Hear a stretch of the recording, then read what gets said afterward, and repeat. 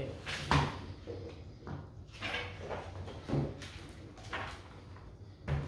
Okay. So today we're going to do the first isomorphism theorem for groups. Okay. It's basically the same also for, I guess, like maybe more interesting structures than just groups, but it's the same idea. We're going to do it for groups today, and probably we'll look at it again when we get to rings. Okay, so what's the idea? The idea of this theorem is basically just to identify the structure of quotient groups in a more, like in a simpler way, in a simpler structured group, right? Now what's a quotient group? So quotient group is just another name for a group of cosets, okay? It's like if we spoke about, right, we had something like this, right? And this would be the quotient group that's built around H, right? We're assuming that H is a subgroup of G. Okay. So we have all the cosets of H, right? If we have like, right, like something like Z over N, right? And then we would have like the group, that group would be 0, 1. You remember this notation, right? Mm-hmm. N minus 1. So which one is a coset? Which? Each one? Each one is a coset. Yeah, each one's a coset, right? And then you have like, this group would have like, right, 0 would be the identity, and then the addition would be this, right? The nice thing about it is that anyone could write this without understanding what it means, but you understand what I mean, right? And this addition and this addition are not the same, okay? But that's a different definition of addition in this group, okay? So I guess this is just a general way to say this. This is like a specific instance of it. So, Now, but for the general notation, you need to have a specific relation? Right? yeah, it needs to be a subgroup. Because they are defined over a certain relation most of the time? I don't remember. They are defined with so this and these are defined as subgroups, so they have the same operation. Yeah, but the actual coset. But the coset, so this would be a subgroup of G. These are not subgroups, they're like offsets of this subgroup. And then if you define, this is really but when you define that, you define the actual definition of the square brackets. It was in regard to that's a partition, A right? equals B plus something N, right? That was, Yes. what was the meant with? What? That's equal to that, right? Which is equal. You define some relation, right, which has symmetry and transitivity. Functions? No, you define something that's called relation. An equivalence relation. Right. Right. Okay. Yeah. So G and H. Right. You have to have a specific equivalence relation. So actually, Definition, no. The equivalence relation is an equivalence relation on G, right? That creates H. Right. So whenever H is actually like an equivalence class. So whenever you Like, remember, equivalence relation is like, you need to have like, it's G on G because it's pairs, right? Yeah, so what I'm asking, whenever you write G slash H, Mm-hmm. you assume there is some kind of equivalence relation. Yeah, I think that you can say that. And we'll see it a little bit later on. I don't know if it's always got to be an equivalence relation in the formal definition that we defined, but it's going to be something that behaves the same. Okay? Because it needs to be something that partitions G into classes. Okay? Oh, okay. It needs to be something that partitions G into classes, and I think that we'll see that, like, it's really like we're going around, and this is the first isomorphism theorem, and we'll see how it all relates. Now, we'll just define one thing before we dive in, and that's called a group map. Okay. So a group map, also called the homomorphism of groups.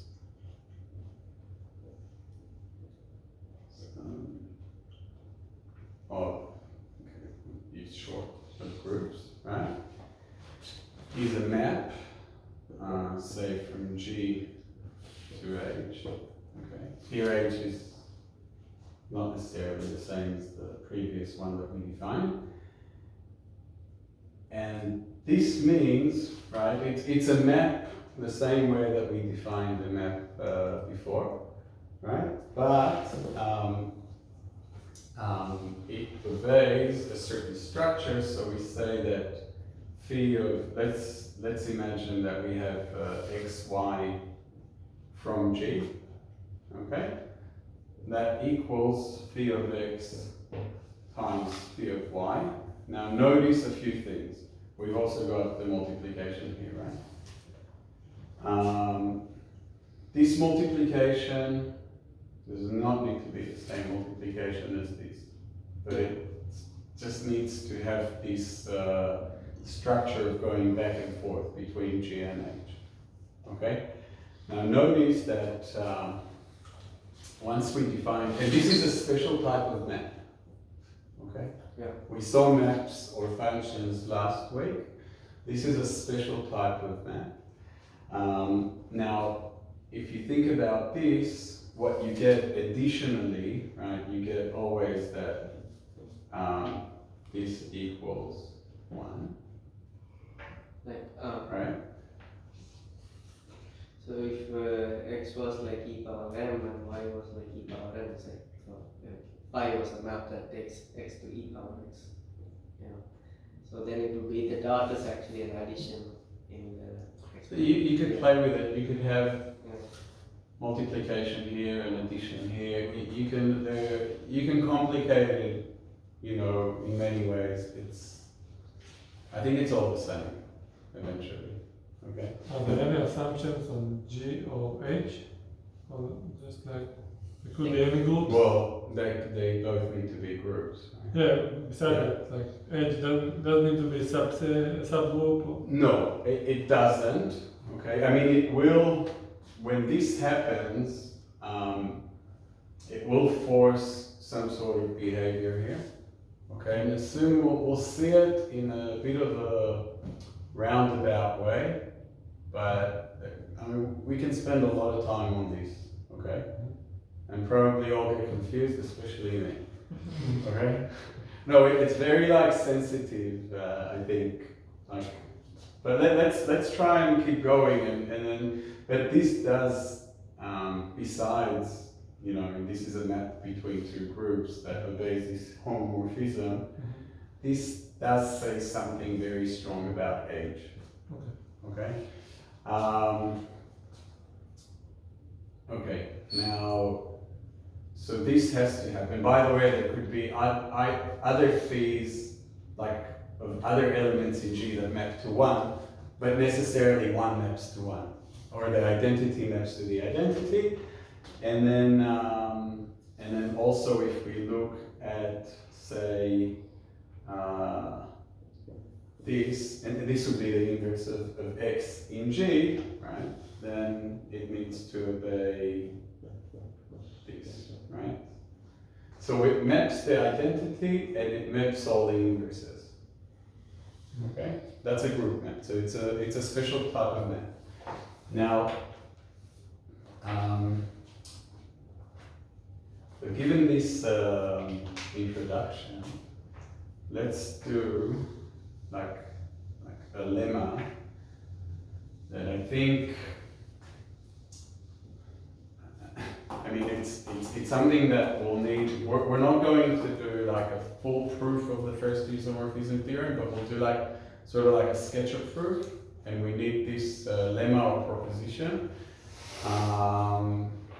But I think that this lemma also says something about the relationship between G and H. Okay, on its own. So, what does the lemma say? The lemma says that. Imagine that you have a group map, okay, G to H. Right, this is a group map. So phi is injective if and only if the kernel of phi is just one. Okay. The kernel of phi, I remind you, is the subset of all elements in G that map to the identity in H. Okay. That's the kernel of phi. So if the kernel is essentially what we're saying, that if the kernel is just the identity, right? Which means that like it's injective, right? Like the kernel, because it's one and it goes to one. It's injective, everything else is injective. Okay? So, well, I think I proved one direction already, right? Just by telling, like, convincing you that if the kernel is singular, right? And it maps to one, so itself is injective. I can go from I can go back and forth between the identity of H to the identity of G. There's just one arc. So it's obvious that if it's injective, then the kernel is one. It's obvious that if it's injective, yeah, then the kernel exactly. is one. Now I need to show that if the kernel is one, then it's injective, right? So, right, and you see, this is something that comes out from the fact that it's a group map, okay? And you're going to be able to, and I think maybe the first isomorphism theorem, what it does, because what are we going to say? We're going to say that each element in G is mapped to one element in H, right? That's injective. So what we'll see is that it's basically what we're saying, we're going to prove it, right? But what we're saying is that when we extend these, so if we say that Kerr now includes 3 elements, then we'll just have maps of threes, okay? And then if we bunch those 3s into one, then all of a sudden we can look at it as this.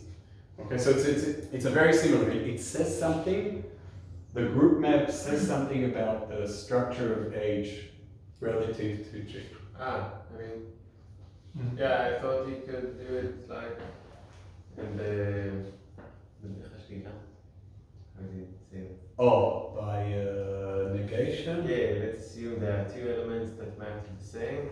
And So we're going to do that. We're going to find do out that. that the kernel's like Right. Yeah. We're going to do that, exactly. So we're going to assume that we've got A and B, right? That map to the same thing. Now, we're going to show the positive thing, that A equals B, right? But we could also do the negative, it's the same. Okay?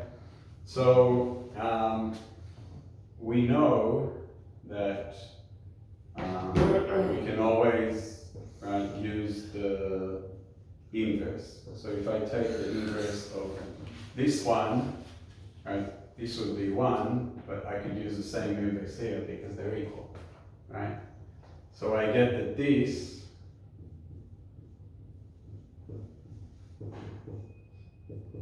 equals 1.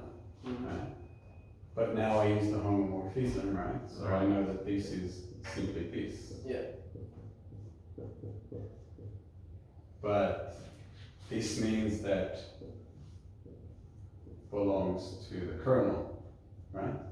Right, because it could be any and B. So the kernel is only 1, so this means that A equals B. Didn't Okay. you say that phi Right. of x and times phi of y is not in the same multiplication? I have A and B, not X and Y. It doesn't matter, two parameters. Yeah.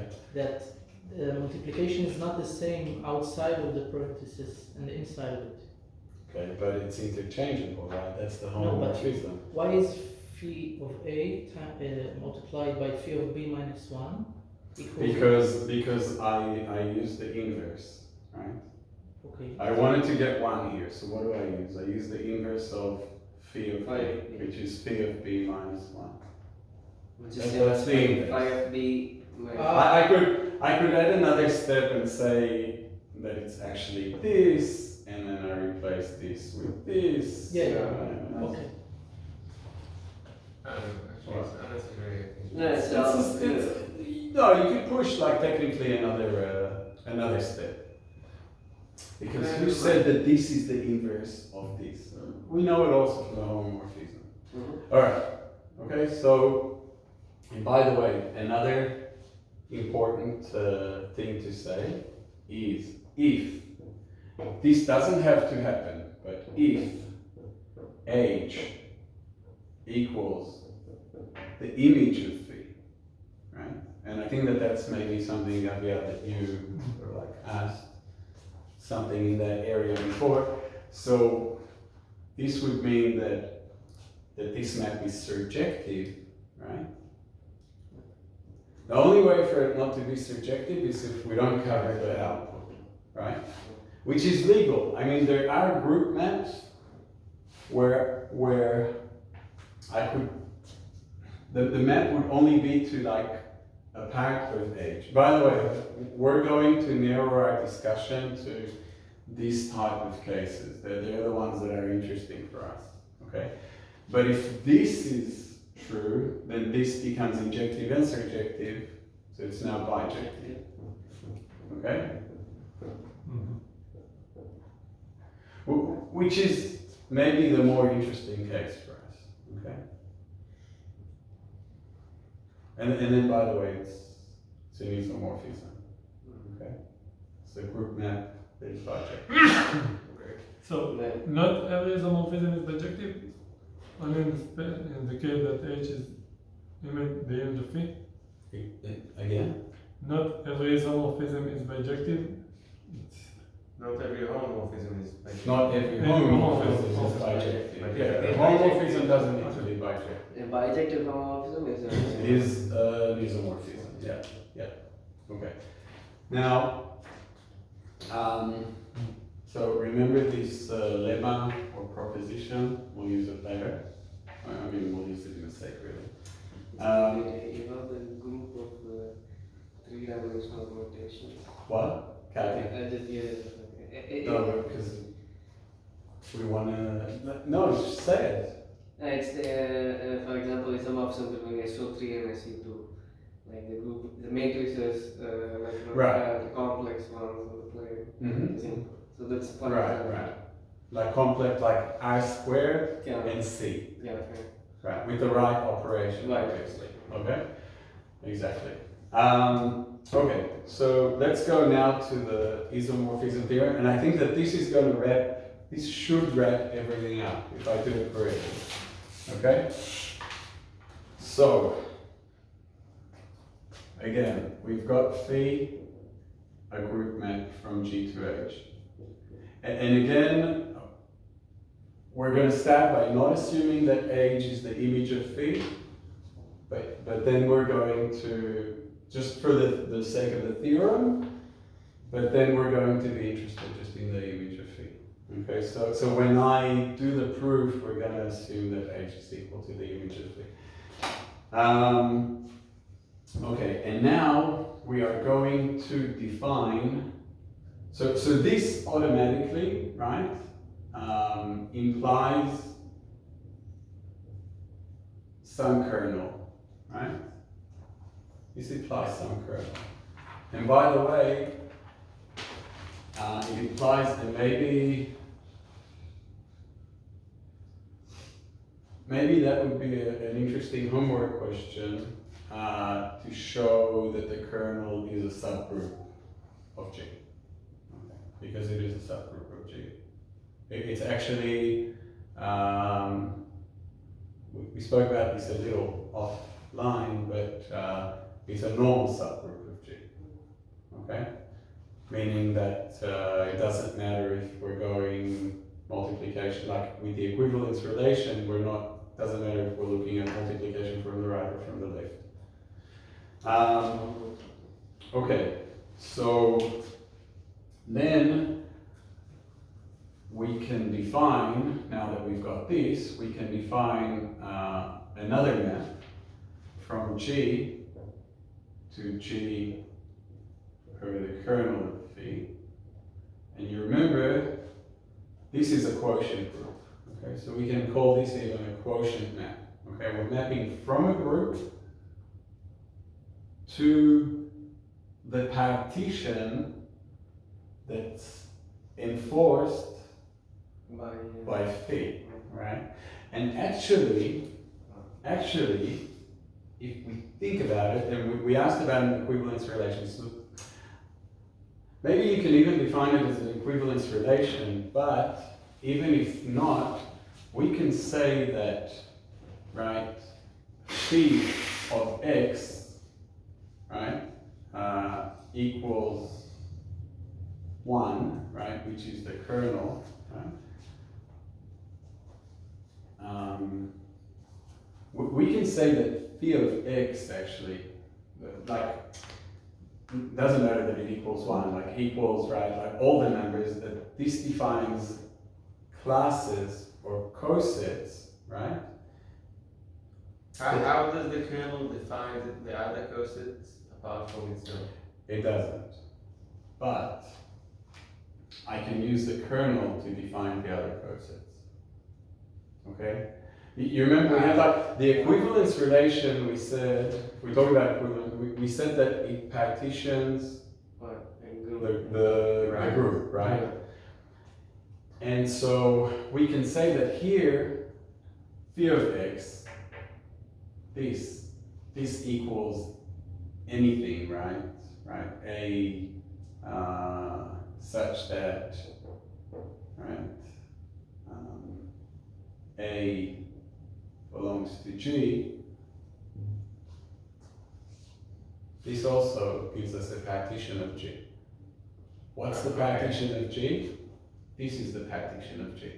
It's all the x's that phi of x is A and all the rest, that's Yes, so like each A would give you a class, but some A's may give you the same class, so it doesn't matter, right? So it's like, But essentially it partitions the whole space. divide the x is by the y values.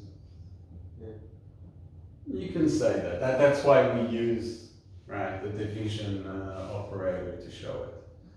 But it's like a division of the set, right, into subsets. So then once we've defined how we go from G to G over curve, then we can say that that actually this, and I'm going to write it and then I'll show you the relation. So we can say that this is the isomorphism that we're interested in, which is between G curve phi 2. So here we are going to use im of phi and not h, okay, which is important. Okay, it will only go to h if this is surjective. What we can say is the following. I'm going to do it in a few graphical ways and also as a function, but basically we can say that the following relationship exists between them. So we've got G going to G over curve phi, and that's actually pi, right? And we can say that it goes to im phi, and here I'm going to be inexact and just say that this is phi, even though phi is really to h, which can be bigger. Right? And then I can map this one, and actually what we're showing is that we could get from G to the image of phi going directly or going this way, right? So, right, this is the same as saying that phi is equal to phi on pi, right? Remember we did this last week, right? It's the composition of two functions or two mappings. This board checks. And this thing here is an isomorphism of groups, always. Okay, so this is an isomorphism of groups. But didn't you say that infi is different than h? That?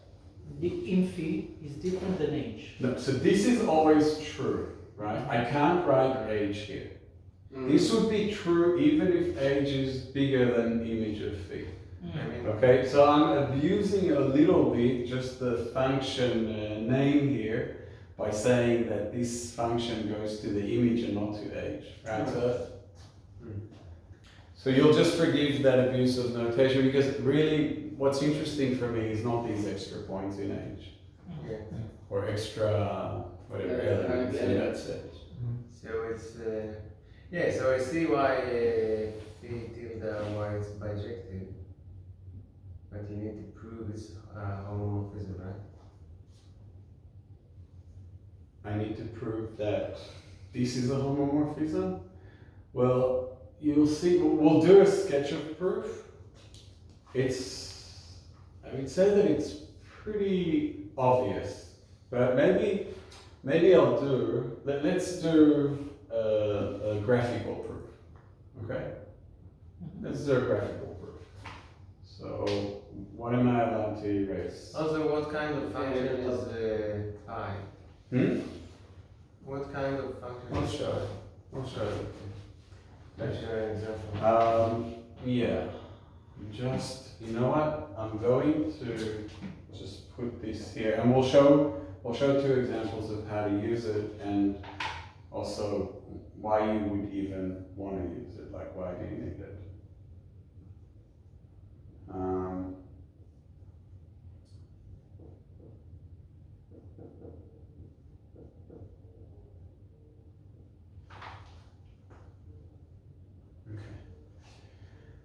So, all right. So I'll just erase this, and I'll show you another graphical idea, a proof by graphics. Okay. I drew this for myself because I just had to imagine it. All right. So let's say that this is G.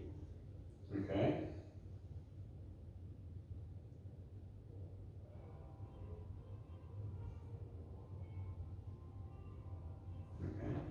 And let's say that this is H. And let's, for the sake of it, let's say that like we have these trios that are mapped between G and H. Okay? Oop. I got the wrong map.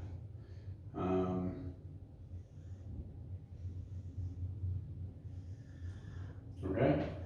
And this one's not mapped. Okay, so this is H, right? Now let's start mapping other things.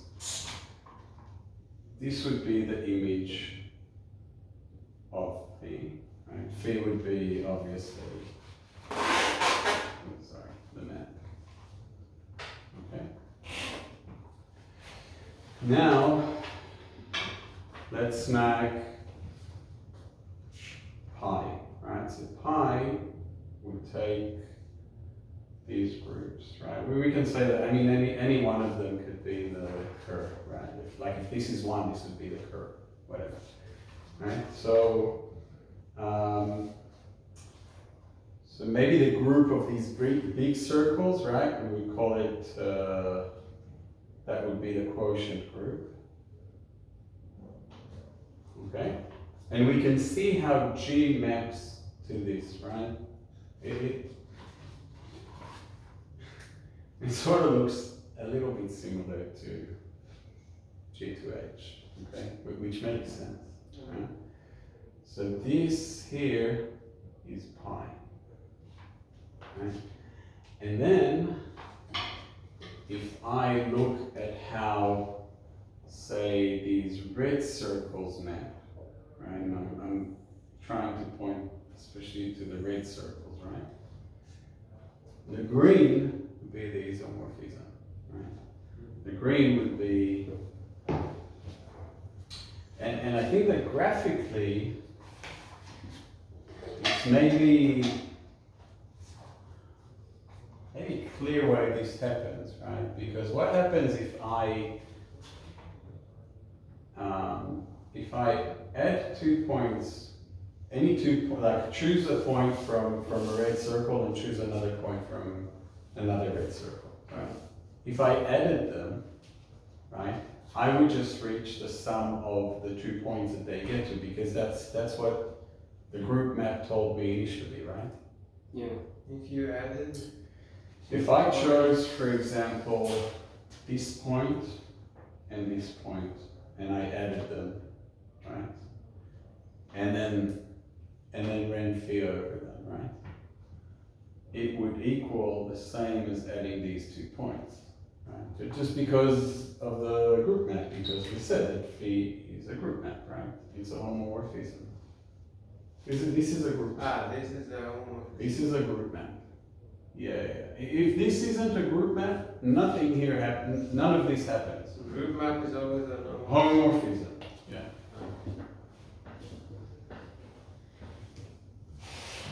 Okay. Yeah. Without that. So, if that happens, then obviously I can find, right? The isomorphism is like, I need to define this. Okay. It's not defined by default, but I can define a map where I sum the 2 big circles and they equal the same sum. Okay? Now, why can I always define a map? Part of it is because this partitions the whole space. If this didn't partition the whole space, I'd have a problem. I'd have points outside of G, right? Or if there were overlaps, I'd also have a problem. Okay. We can go through. I'll just give a sketch of proof, okay? And I'll try to just explain it over this. It's pretty much what I said, but so we've got G that maps into the image of phi. Now we're basically ignoring this, okay? For the proof, okay? No extra points, it's surjective, okay? Phi is now surjective, just for to make the proof easier. So we've got G mapping into the image of phi, and we've got that curve of phi belongs to G, okay? And now we use the universal property of the curve that it partitions G, right? And that's why we can actually define, if when that happens, we can find the phi, right? We can find exactly, we can find a phi that is from G over the curve, from that partition, into the image of phi, right? because if G mapped the image of phi, then a partition of G will also map the image of phi. Okay?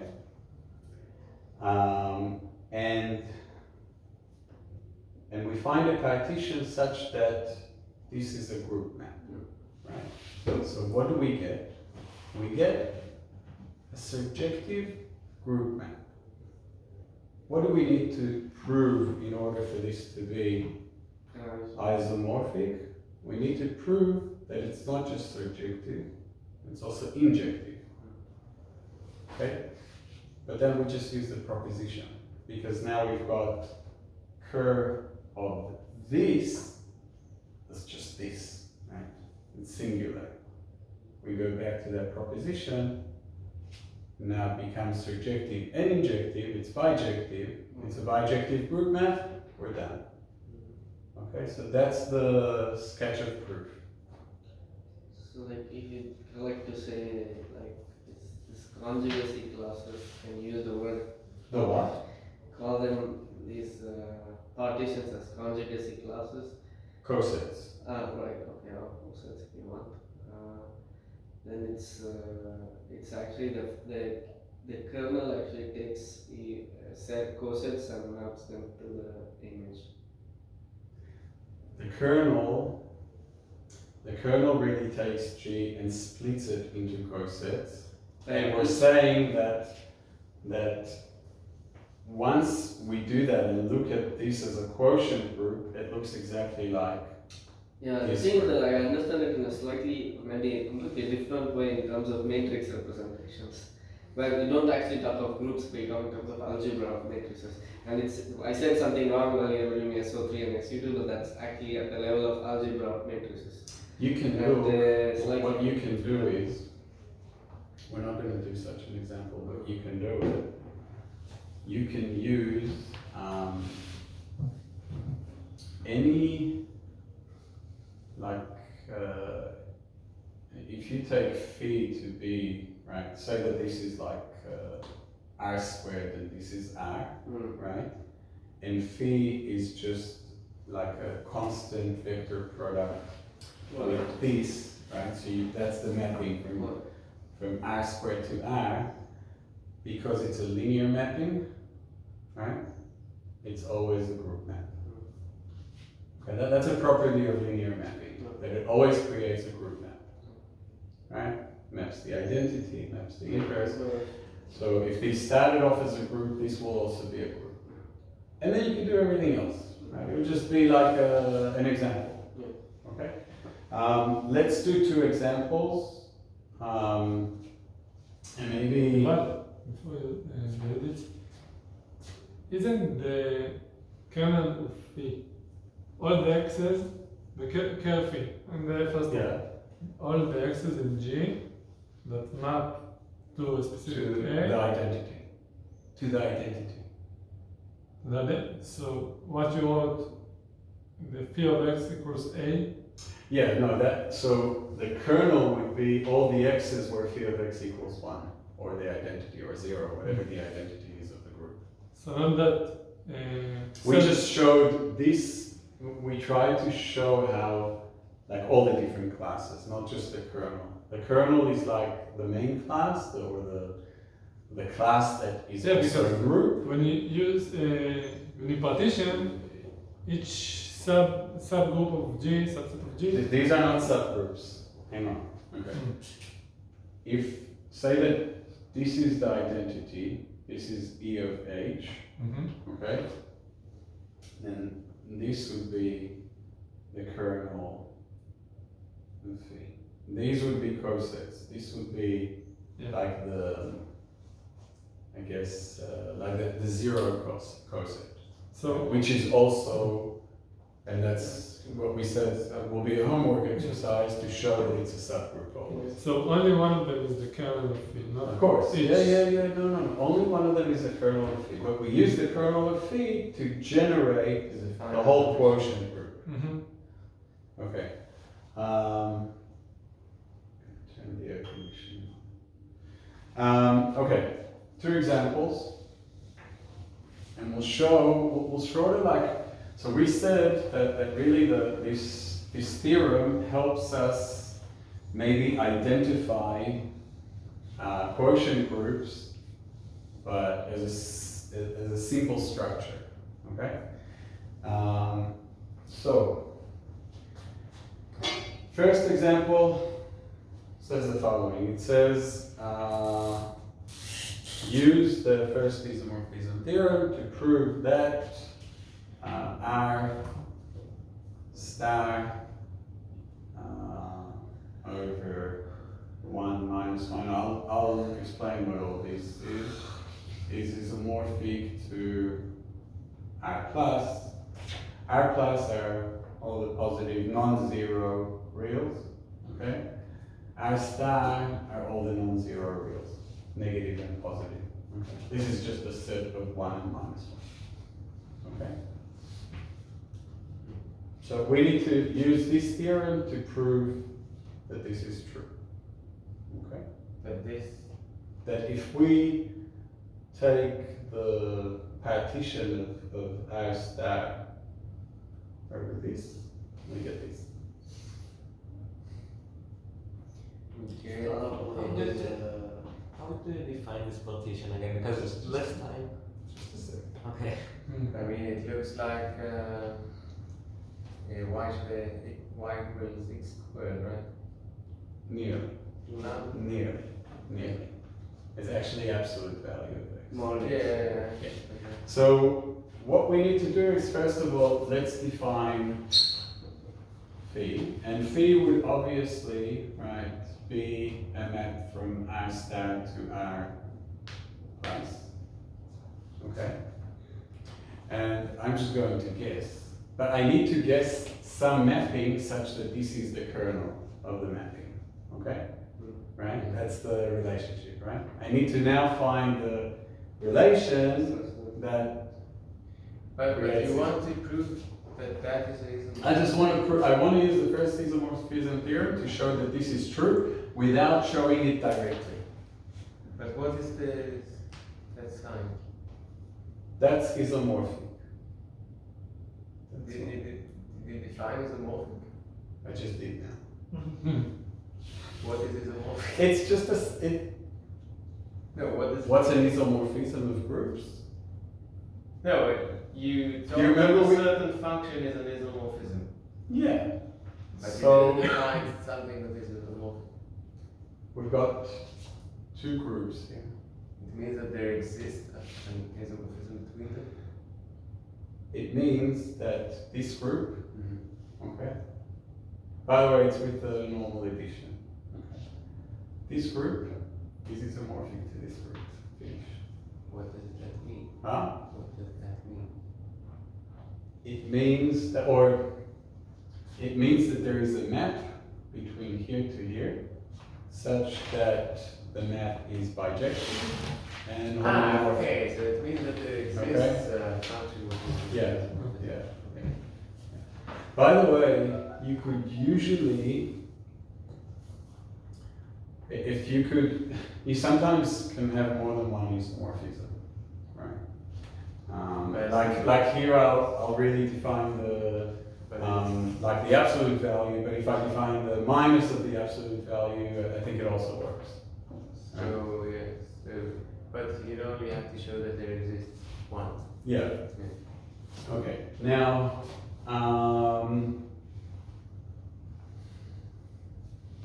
okay. Sorry, but this is not under addition, obviously, it's under multiplication, right? Because we don't want to encounter 0 here. Okay. Let's guess that this function has this kernel, okay? And now, wait a sec.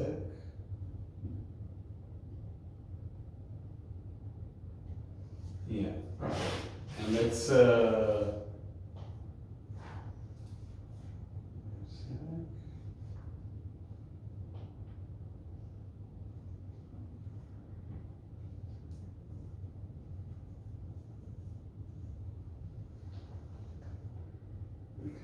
So really, if I look at this, right, and I ask when does this equal 1, right? So I can say that it equals 1, right, for x in 1 and minus 1, right? No other x is going to give us 1, right? Okay, so we can check that this is also a group map, okay? So we'll check x, y, right, which should be, sorry, x, y, x, y,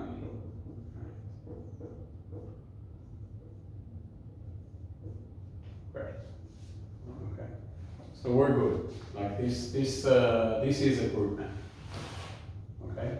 With this as a kernel, okay? And now since this is so, we can go and actually partition, right? We can do this.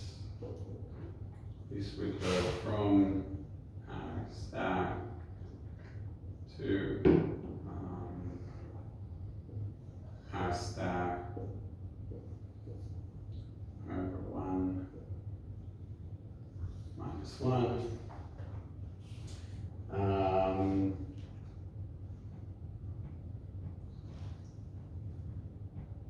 Okay.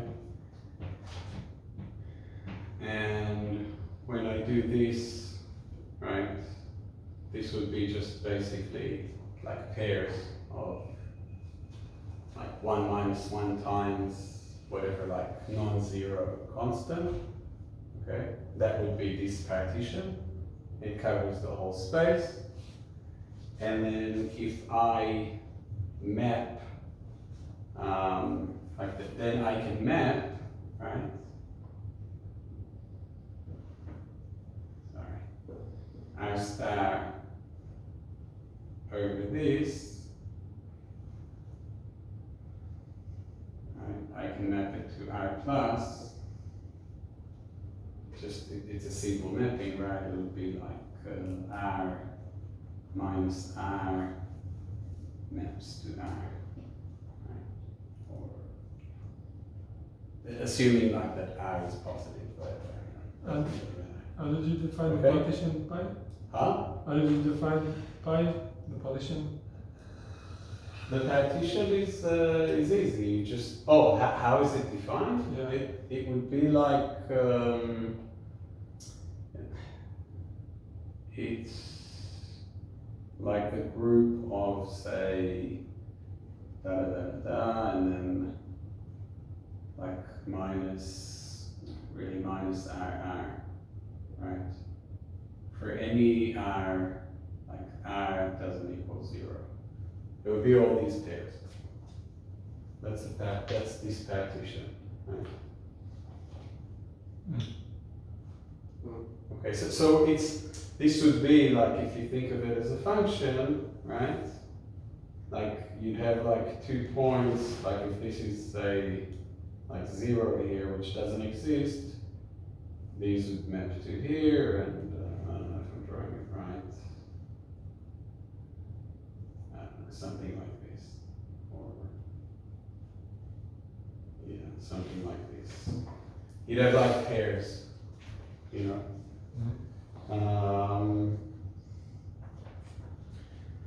So we managed to construct this, right?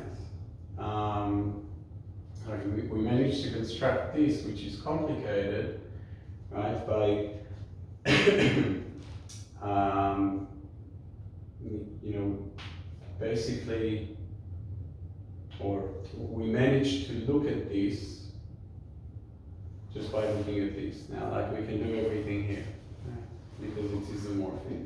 And we managed to construct it without looking at the whole map between this to that, but we essentially split it into 2 paths, right? First of all, we constructed this to this, and then from here, we went to the final thing. Let's do it for a more familiar example. And then By the way, this would work also if you choose x squared. yes, because it carries everything. Oh, it would, but then it wouldn't be R plus, right? You would have like maybe, or actually no, for reals it would. Would cover R plus, yeah, because you could always find the square root. Okay, right, true. But if I made these into like Z star, Yeah, then right, then it would be a subset of. If you're talking about z, it won't work. No, but then I wouldn't have yeah. an inverse for multiplication, so anyway, it wouldn't be legal, right? Unfortunately, not approved. Okay, second example, and this basically wraps everything up. We've got 3 minutes. This wraps everything up. Define phi going from Z to Zn. Okay. I'm not gonna say it as a problem. I'll just give you an isomorphism. We could do it the other way, like we did with the other exercise. Right here, I'll define phi of A equals A mod n. Okay, and now we're in the modular world. Okay. This is the group of integers modulo n. Okay, additive group integers modulo n. So this is phi. I take an integer, I do a modulo n, it's in here. Okay. By the way, the addition here is a normal addition, and here the addition will be modulo n. Okay. The kernel of phi, right, would be this subgroup of C. Okay. Pi, we map Z to C through all the cosets of this. Right? And then the isomorphism, and this is the punchline, would be this to this, which is why we can talk about this special group, right, with addition of cosets as a simple, finite size group of integers with addition modulo n. And we are done. Okay. That's Thank all you. for